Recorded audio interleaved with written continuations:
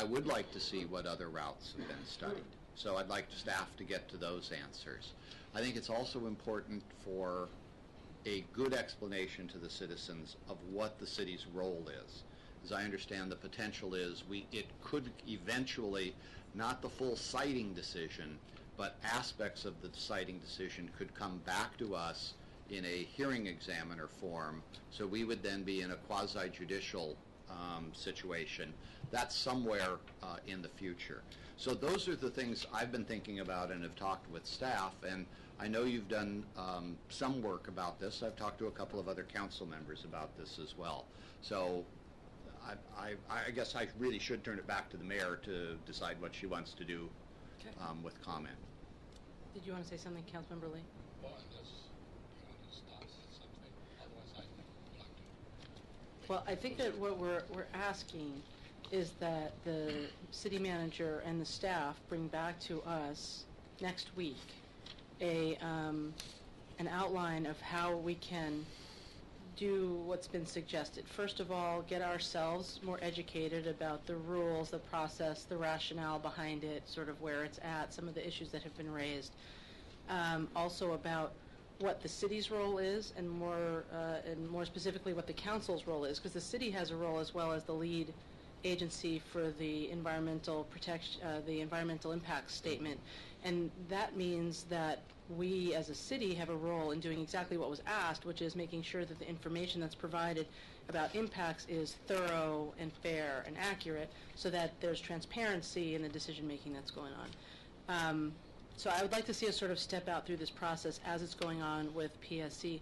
And I also heard a little bit alarming that the decision is, at least somebody who testified said the decision might be coming from PSE in June, and if that's the case, then we don't have a whole lot of time. So we really need to get out in front of this at this point and talk to them about, you know, how we can be most effective in doing our part, which we need to get clear about. So.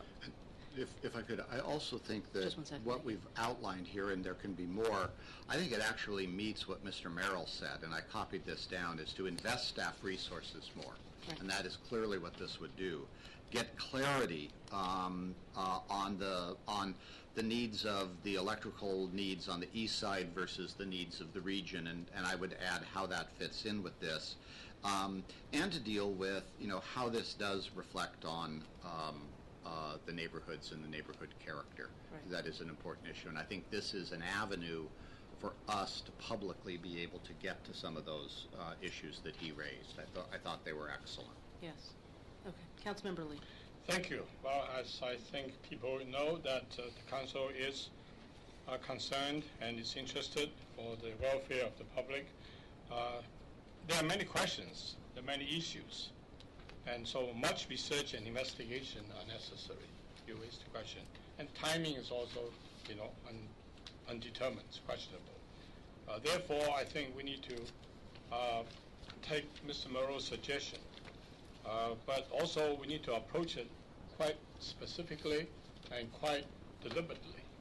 It's not something that we normally react as a scud that come to us because something happened, neighbors are unhappy, and we react, we respond. We need to be proactive. I believe that we need to establish this as a project for the city, with the city council liaison, with the city, and providing adequate resources, and then we need to determine the needs, as Councilmember Shawmaniak indicated. We don't know. None of this is from our perspective. You know, it's coming from PSE. Then we need to investigate options, and at the same time, we need to immediately request PSE to remove the deadline, because we don't know where the data is coming from, and how to justify it. So as a new project, we need to start fresh, and we need to put our resources on it, summarize, and make a project, and find adequate resources and determine from this one for all. I think the only when we have to be proactive about it, when we put attention, put emphasis, put resources, then we can answer all these questions that's been raised, because this is a very serious issue, very much so.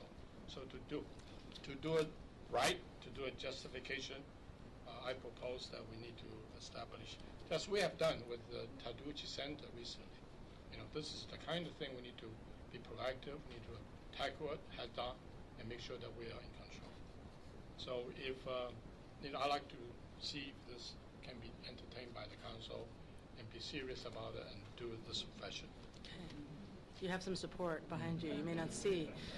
Councilmember Robertson. Sorry. Thank you. I appreciate the comments from the citizens as well as from my colleagues. It's wonderful to see our neighborhoods drawn together in such solidarity. I hate that it's something that is creating that solidarity because it's something that's negative that's happening to the neighborhoods. But I love to see our neighborhoods pull together. So I wanted to voice support for Councilmember Shulman's idea. I think you make a lot of sense of laying out how we want to go through the process.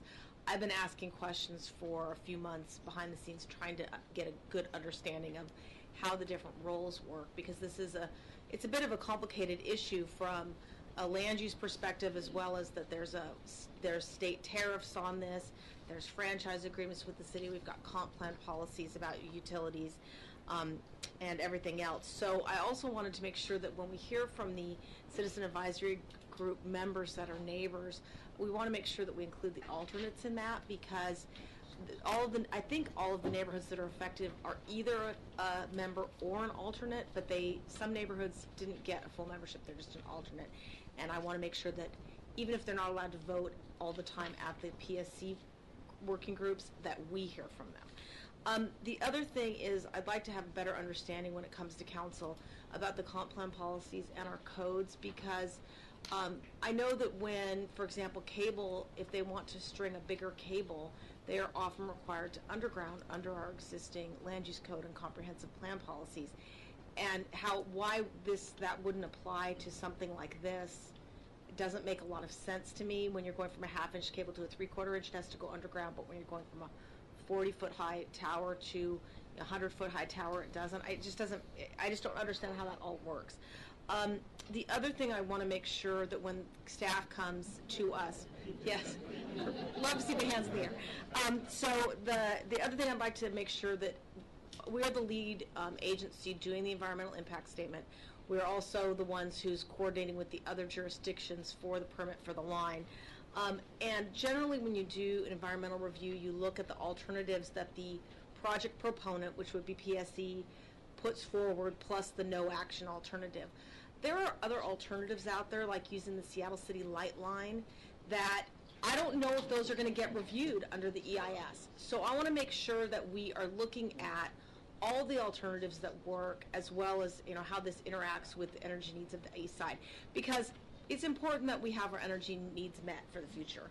But it's also important that we help lead this in a very responsible way that's supportive of our neighborhoods and providing that power. So if when the staff comes next week, if they could talk about the process. I know for those of you listening, hopefully you can hear me, we are setting up a city-only webpage where there's going to be more information, that it will be kept updated, so that since we are the lead agency, you can get that information. Hopefully it will be a really great place. People can sign up to get notice to see what the process is, because the EIS process is one that is a public process with a comment period.